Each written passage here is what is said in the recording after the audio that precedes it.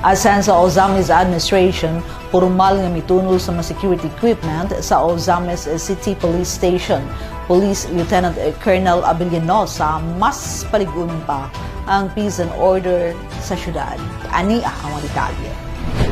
Ang asan sa Ozamis administration, ubos sa liderato ni Mayor Attorney Henry Indy F. Waminal Jr., formal nga mitunol og importanteng mga security equipment ngadto sa Ozamis City Police Station adlaw nga Huwebes, Septyembre 19, 2024 nga nagtumong sa pagpaligon sa kapasidad sa Philippine National Police kon PNP Ozamis sa pagpatuman sa kalinaw ug kahapsay sa dakbayan. Ang seremonya sa pagpanghatag, gipanguluhan Executive Assistant to the City Mayor for Barangay Affairs John Doctor nga may turnover sa naisgutan ng mga equipment sa ngalan ni Mayor Indy uban si GSO kung General Services Office Head Paul Abtar Singh. Apil sa turnover ang upat ka air conditioning units, 5 ka binoculars, 5 ka night vision goggles ug 10 ka handheld security metal detectors.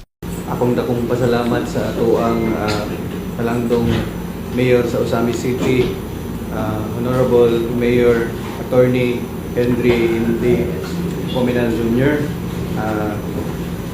Ato ang pasalamat po sa atong General Service Officer, Sir Paul Singh, uban sa ato ang Executive Assistant for Barangay Affairs, Mr. John Doctor.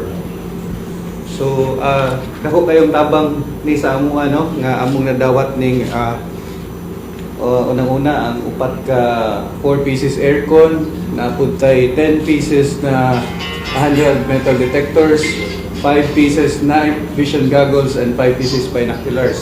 Sa pahayag ni Police Lieutenant Colonel Harvey S. Abellanosa, iyang gisaysay iyang bugos nga pasalamat ilabi na sa young and dynamic mayor sa dakbayan nga si Mayor Indy sa maong mga equipment nga ilang nadawat. Kani nga mga equipment ako kay digtabang sa amuha operationally. Mapadali ang amuang operation in order to secure the peace and order sa Ozamis City. Butyag ni Lieutenant Colonel Abellanosa, kini nga makagamitan nga gitagana alang kanila nga mga kapulisan usa ka dakong tabang ilabi na sa ilang inadlaw-adlaw nga operasyon aron matutukan pag-ayo ug mamentena ang seguridad sa dakbayan. Rest assured, among suklian, among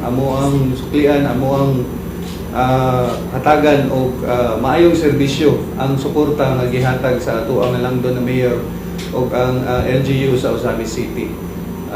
Daghang salamat. Gipanaad sab niya uban sa makapulisan sa syudad nga kini nga lakang maghatag kanila sa dugang kakugi alang sa pagsiguro nga mahatagan og maayong serbisyo ang mga Ozamisnon ilabi na sa pagmentena sa peace and order. Kining inisyatiba, suporta og tabang alang sa makapulisan ingon man sa pagpaligon sa kahusay ug kalinaw sa syudad diin kini nagtumong sa kadakong lakang sa mas luwas nga Ozamis, subay sa baruganan sa probinsya nga ang matag misamisnon magpuyong malinawon, malambuon ug malipayon.